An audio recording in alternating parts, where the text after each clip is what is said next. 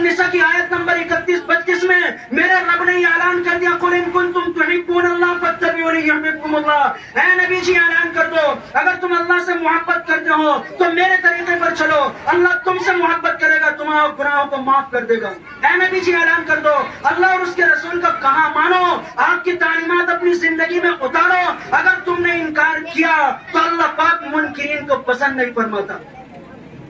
کیا اعلان کیا اللہ پاک نے؟ اگر تمہیں محبت دعویٰ اس بات کا کہ تمہیں اللہ پاک سے محبت ہے تو جب تک تم رسول اللہ کی اطاعت نہ کر لو اپنے دعوے کے اندر کامل مکمل نہیں ہو سکتے، کیونکہ محبت اطاعت کا تقاضا کرتی ہے۔ جس محبت کے ساتھ محبوب کی اطاعت نہ ہو، محبوب کی ادب فدائیت نہ ہو، وہ محبت ہو ہی نہیں سکتی، وہ تو سراسر فریب، دھوکہ، مکر اور دجل کے سوا کچھ بھی نہیں۔ آدمی اپنے آپ کو دھوکہ دیتا ہے۔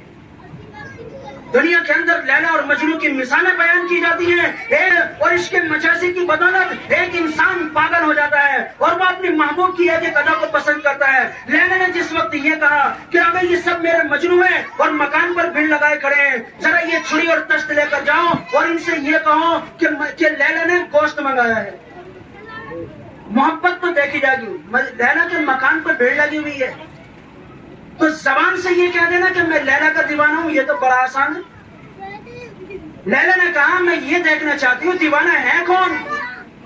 یہ رہی چھری اور یہ رہا تشت، اور یہ کہو کہ لیلا نے گوشت منگایا، وہ بھی جسم کا۔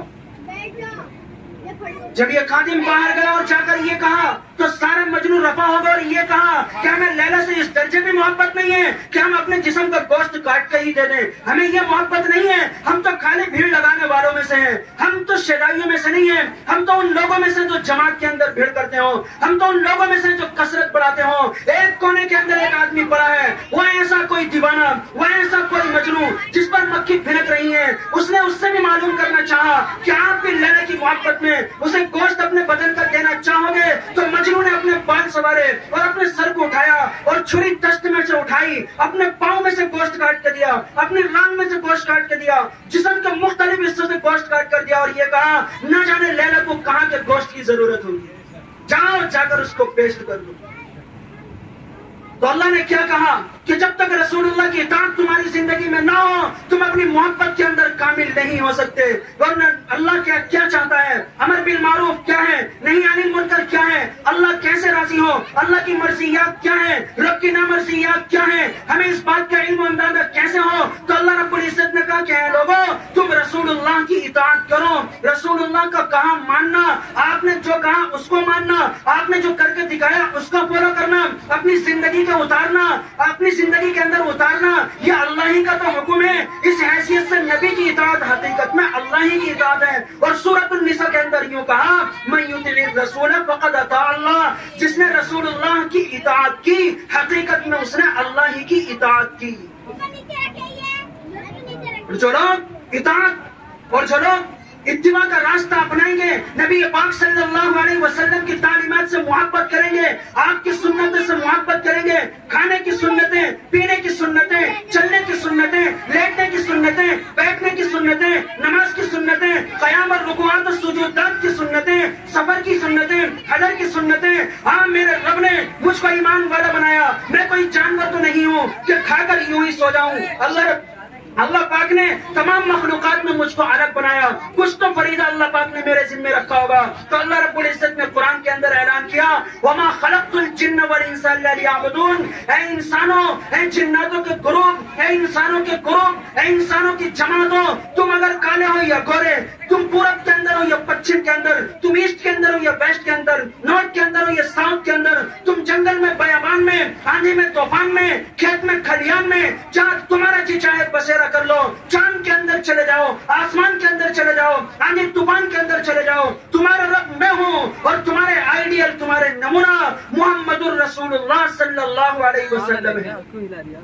تمام دنیا کی جاگیر اور کل کائنات کی دولت سمیٹ کر پورے کائنات کے مالدار بن کر جب نبی کا طریقہ زندگی میں نہ ہو تو تم کبھی کامیابی حاصل نہیں کر سکتے۔ تو اللہ نے اعلان کیا جو اطاعت کا راستہ اپنائیں گے ان کے لیے دو خوشخبری۔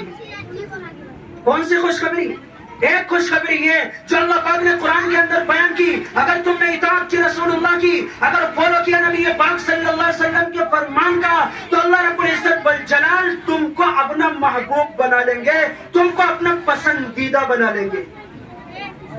جے نسبت خاک رب عالم پاک، کہاں ہے میرا رب جو تمام عیبوں سے پاک ہے، اور کہاں میں جو اپنی ماں کے پیٹ سے پیدا ہوا، جو ایک انسان ہوں، جو ایک مخلوق ہوں، جو سراپا ناپاک ہوں، جو مائع مہین سے پیدا کیا گیا، اور کہاں میرا رب جو پورے کائنات کا خالق، جو پورے کائنات کا مالک، جس کے اشارے کے بغیر درخت سے پتا نہیں گر سکتا، جس نے میرے پیدا ہونے سے پہلے میری ماں کی چھاتی میں دودھ کو اتار دیا، وہ رب جس نے مجھے انٹرنیشنل زبان عطا کی تو رو رو کر 4 سال تک میں نے اپنے مسائل کا حل کیا، وہ رب جس نے چلنے کے لیے میرے پاؤں میں طاقت دی، وہ رب جس نے سننے کے لیے قوت سماعت دی، وہ رب جس نے دیکھنے کے لیے قوت بصارت دی، کہاں وہ میرا رب اور کہاں میں کمزور حقیر بندہ۔ اللہ رب العزت نے کہا ہونے دو، میں تمہیں صاف کر دوں گا۔ اگر بچہ ناپاک ہو جائے اور بچہ پیشاب کر دے یا بچہ نالی کے اندر سن جائے تو کیا ماں اس کو پاک نہیں کرتی ہے؟ ماں اس کو نہلاتی نہیں ہے؟ ماں اس کو پاؤڈر نہیں لگاتی ہے؟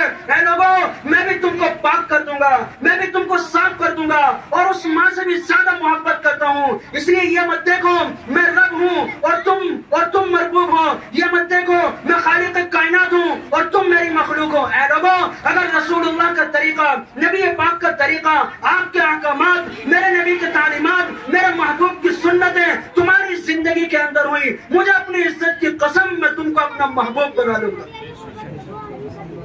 کون نہیں چاہتا کہ اللہ اس سے محبت کرے؟ اللہ کہہ رہے ہیں لوگوں میں تمہیں محبوب بنا لوں گا، اور ہم یہ سمجھتے ہیں کہ 4 سجدے کر کے، اور میں یہ سمجھتا ہوں کہ تھوڑی سی نماز پڑھ کے میں نے میرے رب پہ احسان کر دیا۔ اسی کو تو شیخ سعدی نے یہ کہا تھا، منت مناد خدمت سلطان ہمی کنی، منت سناس کے خدمت بداشتت، احسان مت جتلا، لوگوں کے اندر باتیں مت بنا، بھیڑ کے اندر باتیں مت بنا، گروپ اور جماعت کے اندر باتیں مت بنا کہ تو مسجد کے اندر نماز پڑھتا ہے، احسان مت جتا کہ تو تسبیح پڑھتا ہے، احسان مت جتا کہ رسول اللہ کی تعلیمات پر عمل کرتا ہے، احسان مت جتا کہ رسول اللہ کے لیے درود شریف پڑھتا ہے۔ اللہ رب العزت کا شکر ادا کر کہ خلاق عالم مالک کائنات نے تجھ کو اپنی نوکری پر رکھ لیا اور عبادت کی توفیق دے دی، زبان ہلانے کی توفیق دے دی، نماز میں سجدہ کرنے کی توفیق دے دی، مسجد میں آنے کی توفیق دے دی، ورنہ تمہارے اپنے بس کا تو یہ بھی نہ تھا کہ ایک مرتبہ سبحان اللہ کہہ لو، یا مسجد میں جا کر ایک مرتبہ اپنی پیشانی